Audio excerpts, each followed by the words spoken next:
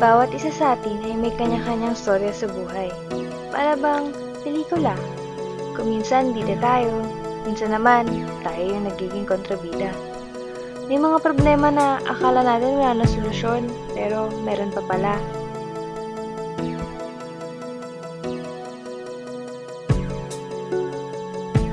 Naalala ko tuloy yung mga kaibigan ko. We used to help each other no matter what. Sa school, problems, at kung ano-ano pa.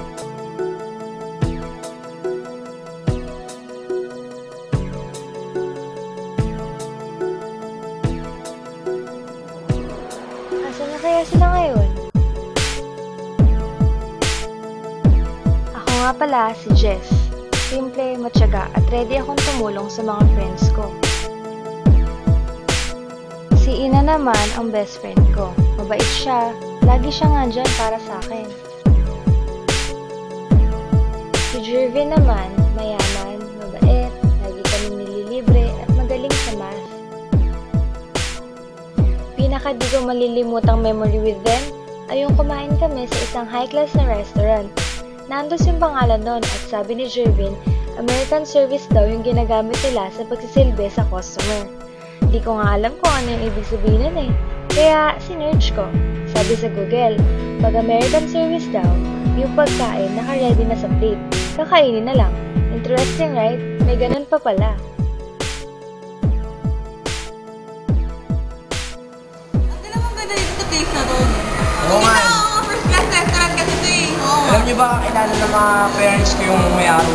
Talaga? Ba't hindi pa kayo nakapag-social dito? Oo nga. Para libre yung kakainin natin. Mahal-mahal. Okay lang, libre mo naman. Wala kang discount? Oo, magkano ng discount? Kaya pala lagi mo kami libre dito. Siyempre naman. Magaling naman natin.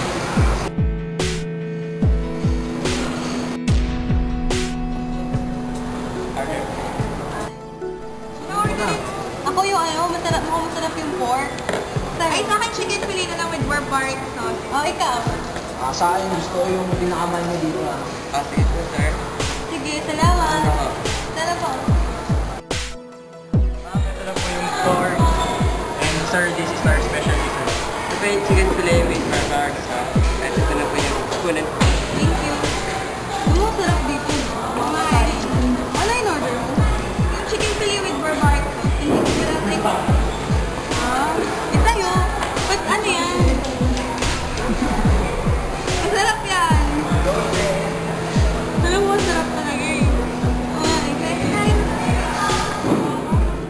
Well, totoo nga diba? Diretso kain na agad kami pag serve ng waiter ng pagkain.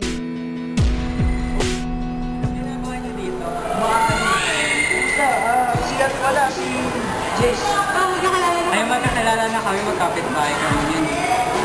Gusto mo kumain ka na rin? Ay, hindi busog na. O, kasi pupuntahan ko kasi dito yung manager. Nakalimutan ko pala si Nina. Ay, Ina. Nina, Aljan. Naalala ko nga pala na sa Nandos nakita ni Jervin yung old friend niya na si Aljan. Tapos kilala ko pala yun kasi kapitbahay ko lang siya. Small world, no? Nakasanayan na namin kumain palagi sa Nandos. Parang nga naging tambayan na namin to eh. Meron pa nga nangyari na muntikan na hindi makapag-aral si Ina dahil sa financial problem. Buti na lang nga dyan si Jervin para tulungan siya. Si Jervin naman nagka-problema din noon. For the first time, bumagsak siya sa math. Lahat di makapaniwala, honor student kasi siya. Pero buti na lang, nakabawi siya agad. Hay, dami talaga nangyayari sa buhay ng mga tao. Di na kami nagkikita-kita ngayon. Sana, okay lang sila palagi. Miss ko na nga sila eh. Naging sobrang busy kasi kami sa mga buhay namin after the graduation.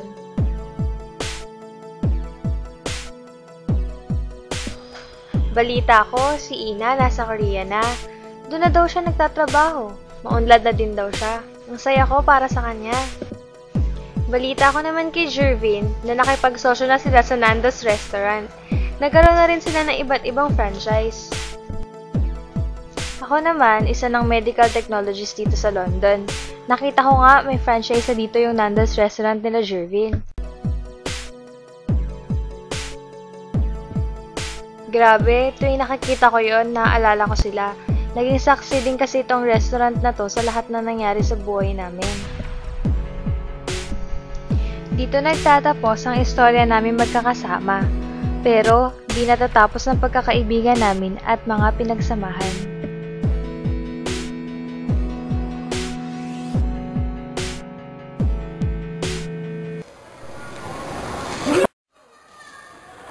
Hey! Uy! Pare! Sana,